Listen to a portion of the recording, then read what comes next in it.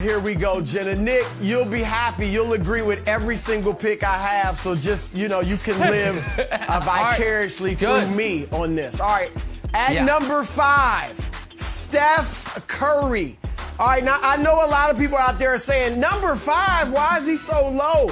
Folks, this is actually a compliment to how great of a year Steph had. I can't remember the last time I had someone who is an 8th seed on my MVP ballot, but he was that good. But winning matters. All right, as an 8th seed, you're not going to win the MVP or be that high in the rankings, but tremendous year.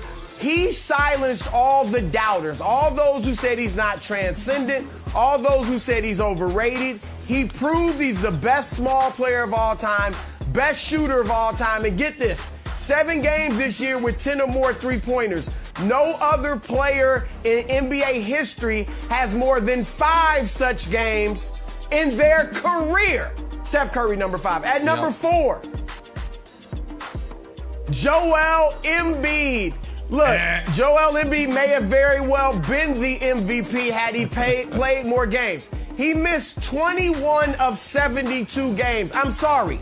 And there's no league in which you can be the MVP and miss 30% of the season, okay?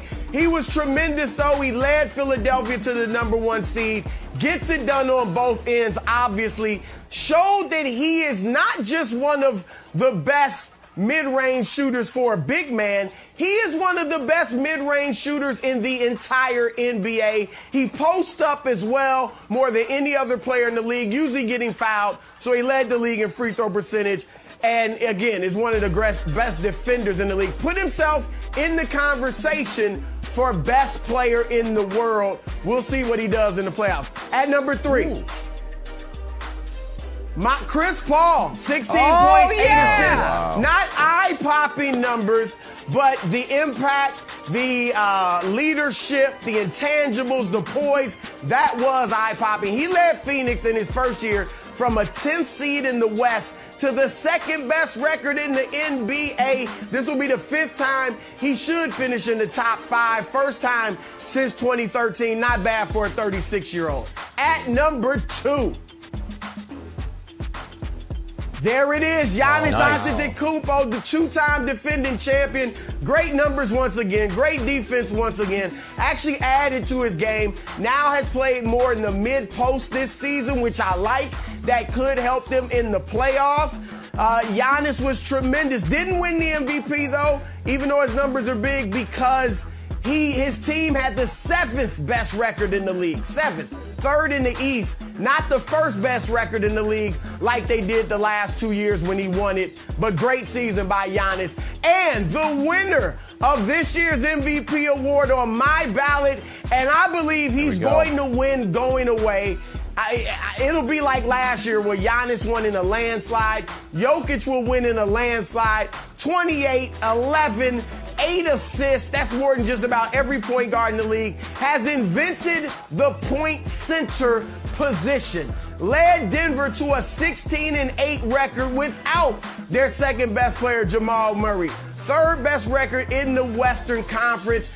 PER of 31.3. That's number 1 in the league. It's the 10th best PER for a season ever. He's only the 2nd center joining Wilt Chamberlain to ever have a player efficiency rating higher than 31. Kareem didn't do it. Shaq didn't do it. Olajuwon Robinson, none of them. Nikola Jokic, folks, is your MVP. Nick, you can applaud now. Yeah. I will applaud. I think Broussard did a great job. And here's the thing. So, I don't, if we have any college students or watching, Broussard did a very smart thing, which is you look at the source material and you're like, oh, this is all exactly right, but I can't plagiarize it, so let me just move some words around. Because that's my ballot, too. It's just all in a different order. So, you got the 5 names right, just somehow we actually have all 5 guys in a different spot, but I don't have a big issue with it.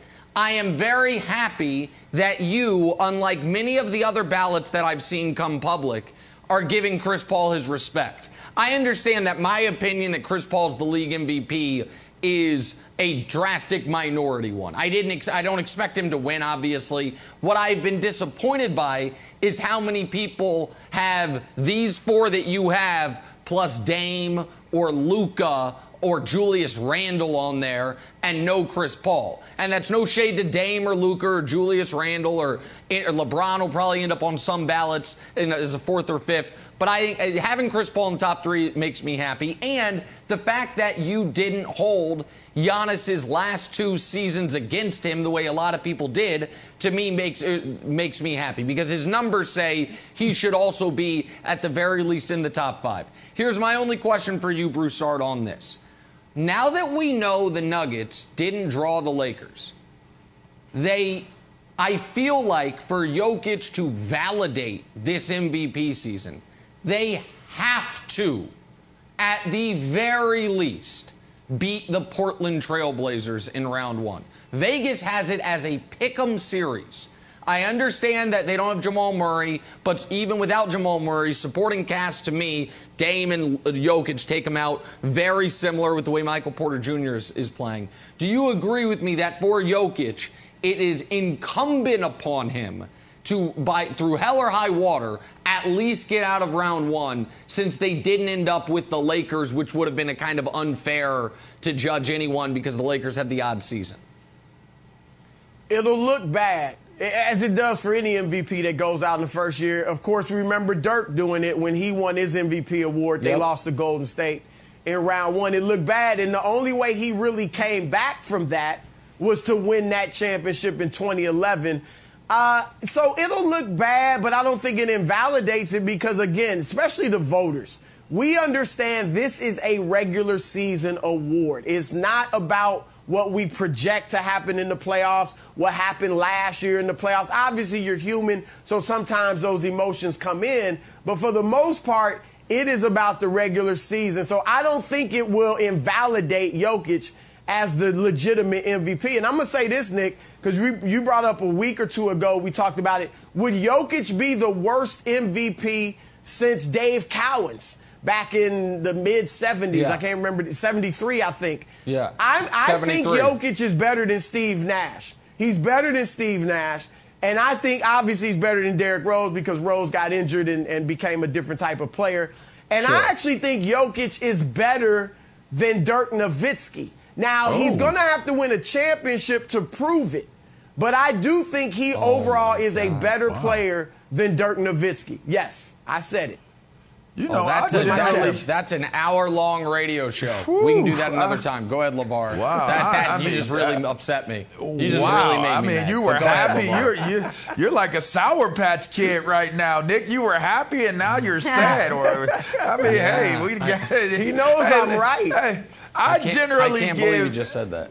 I know LeVar's MVP is Rudy Gobert. He loves the Utah Jazz. I generally give you a hard time, master, deflector, qualifier. But you know what here, Chris? I think you got it right except for one thing. I think Joel Embiid should be in that second slot. Move the rest of them back one slot and replace it with Joel Embiid. And the reason being is, well, they're the number 1 seed. They have the number 1 record, best record.